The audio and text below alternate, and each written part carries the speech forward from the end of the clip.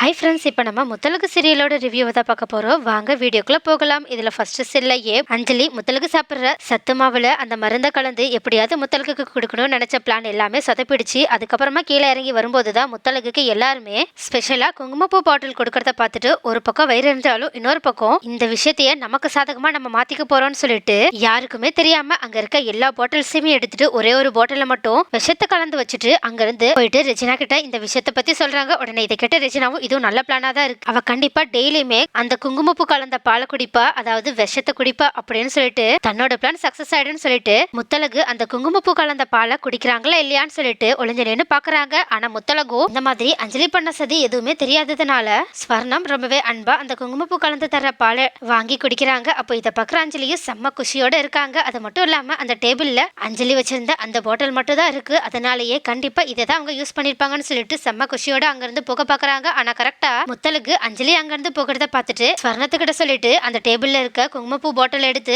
அஞ்சலி கிட்ட கொடுக்க சொல்லி சொல்றாங்க. ஆனா ஃபர்ஸ்ட் ஸ்வர்ணமும் இது பிடிக்காததுனால முடியாதுன்னு சொல்லி சொன்னாலும் ஆனாலும் முத்தலுக்கு வற்புறுத்ததுனால அந்த பாட்டில் எடுத்து அஞ்சலி கிட்ட கொடுக்கறதுக்காக போய் அஞ்சலி கிட்டையும் கொடுக்க செய்யறாங்க. ஆனா அஞ்சலியும் அந்த பாட்டிலை பார்த்துட்டு செம்மையா ஷாக் ஆனது மட்டும் இல்லாம எனக்கெல்லாம் ஒன்றும் தேவையில்லை, இது முத்தலுக்கு தானே வாங்கினது, அது மட்டும் இல்லாம அவளை யூஸ் பண்ணிட்டு அவ யூஸ் பண்ண பொருளை எதையுமே நான் யூஸ் பண்ண மாட்டேன், எனக்கு குங்குமப்பூல எங்க அம்மாவே வாங்கி தருவாங்க, நான் ஃப்ரெஷ்ஷா தான் யூஸ் பண்ணுவேன், யாரும் யூஸ் பண்ண திங்ஸை எனக்கு யூஸ் பண்றது பிடிக்காதுன்னு சொல்லி சொல்றாங்க. ஆனா ஸ்வர்ணமும் ரொம்பவே கடுப்போட இந்த பாட்டில ஒன்னும் முத்தலகு யூஸ் பண்ணல, இது அப்படியே தான் இருக்கு அப்படின்னு சொல்லி சொல்ல உடனே இதனால ஷாக்கான அஞ்சலியும் என்ன இதுல இருந்து யூஸ் பண்ணலையே, அப்பனா முத்தலகு பால்ல கலந்து குடிச்சதுலாம் என்னது அப்படின்னு சொல்லி கேட்காதுக்கு ஸ்வர்ணமும் கொஞ்சம் கடுப்போட நான் ஒன்னும் இந்த பாட்டில இருந்து குங்குமப்பூ எடுத்து முத்தலகுக்கு கலந்து கொடுக்கல, அது வேற ஒரு பாட்டில் அப்படின்னு சொல்லி சொல்றாங்க. உடனே இதனால ஷாக்கான அஞ்சலி வேற பாட்டில் அங்க இருந்ததே ஒரே பாட்டில் தானே, அப்பனா நீங்க இதுல இருந்து தானே எடுத்துக்கணும்னு சொல்லிட்டு கொஞ்சம் லூஸ் டாக் விட ஆரம்பிச்சிடுறாங்க. உடனே ஸ்வர்ணமும் என்ன இருந்ததே ஒரு பாட்டிலா, நாங்க முத்தலகுக்காக 4 பாட்டில் வாங்கி கொடுத்தோம், ஆனா என்ன அந்த டேபிள்ல ஒரே பாட்டில் தான் இருந்துச்சு, அந்த 3 பாட்டில் எங்க போச்சுன்னு தெரியல தான், ஆனாலும் கிச்சன்ல ஒரு பாட்டில் இருந்துச்சு, அதனால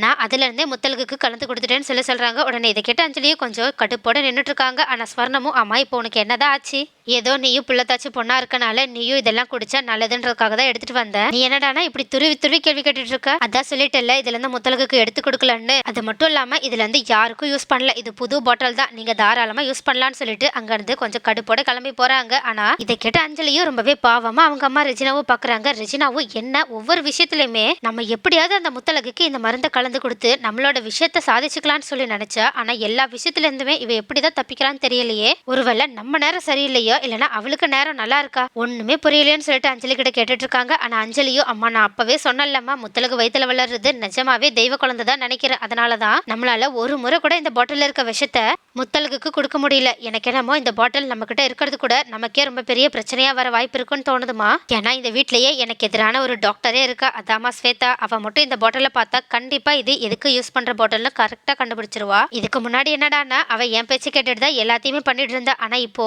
அந்த பீரியட்ஸ் பெயின் டேப்லெட் வரும்போதே அவ என்ன எப்படி வச்சு செஞ்சான்னு பாத்தீங்கல்ல, கண்டிப்பா அவ இந்த விஷயம் தெரிஞ்சாலும் என்ன சும்மாவே விட மாட்டா, ஏன் இந்த உண்மை மட்டும் தெரிஞ்சா நீங்க வேற இந்த வீட்டுல தான் இருக்கீங்க, நீங்களும் அவமானப்பட வேண்டியதா இருக்கும், அதனால ஏதாவது பண்ணி பேசாம இந்த பாட்டில எங்கேயாவது போய் டிஸ்ட்ராய் பண்ணிடலாம், அதுக்கப்புறம் அந்த முத்தலகோட குழந்தைய எப்படி அழிக்கலாம் என்ன பண்ணலான்னு பொறுமையா பிளான் பண்ணலாம்னு சொல்லிட்டு இருக்காங்க. உடனே இதை கேட்ட ரெஜினாவும் எப்பவும் போலயே அஞ்சலி கிட்ட எப்ப பார்த்தாலும் தெய்வ குழந்தைன்னு சொல்லிட்டு இருக்கியே, அப்படி தெய்வ குழந்தையா இருந்தா இந்நேரம் இந்த வீட்டுல உன்னது இருக்கவே விட்டுருக்காது, அது மட்டும் இல்லாம நீ இப்படி முட்டாள்தனமா யோசிக்கிறத விட்டுட்டு இந்த மருந்தா மறுபடியும் எப்படி யூஸ் பண்ணலான்னு மட்டும் யோசி, இந்த குடும்பத்து கூட சேர்ந்து நீயும் தெய்வம் சக்தி தண்டனை அது இதுன்னு ஏதேதோ பேச ஆரம்பிச்சிட்ட, முதல்ல நீ படிச்சவன்றத நிரூபிக்கிற மாதிரி ஏதாவது ஒண்ணு செஞ்சு காட்டு, அப்படி உன்னால முடியலன்னா சொல்லிடு, நானே பாத்துக்கிறேன், ஏன்னா என்னோட பொண்ணோட வாழ்க்கை எனக்கு ரொம்பவே முக்கியம், அதுக்கும் மேல உனக்காக இந்த விஷயத்துல நான் எவ்வளவு ரிஸ்க் எடுக்கிறேன்னு உனக்கே தெரியும், நீ பார்த்து பொறுமையா நடத்துக்கிறதா உனக்கும் நல்லது, எங்களோட கௌரவத்துக்கும் நல்லது, அது மட்டும் இல்லாம இன்னொன்னையும் நல்லா புரிஞ்சுக்கோ, நீ மட்டும் கர்ப்பமா இல்லைன்ற விஷயம் ஒருவேளை இந்த வீட்டுக்கோ அப்படி இல்லைன்னா உங்க அப்பாவுக்கோ தெரிய வந்துச்சுன்னு வச்சுக்கவேன், அவ்வளவுதான், அப்பவே நம்ம ஆறாட்டம் எல்லாமே காலி ஆயிடும், அதனால அந்த பிரச்சனையை எப்படி தீர்க்கறதுன்னு ஒரு முடிவெடுக்கணும், ஏன்னா நேரம் நெருங்கிக்கிட்டே இருக்கு, நீ மாட்டிக்க வேண்டிய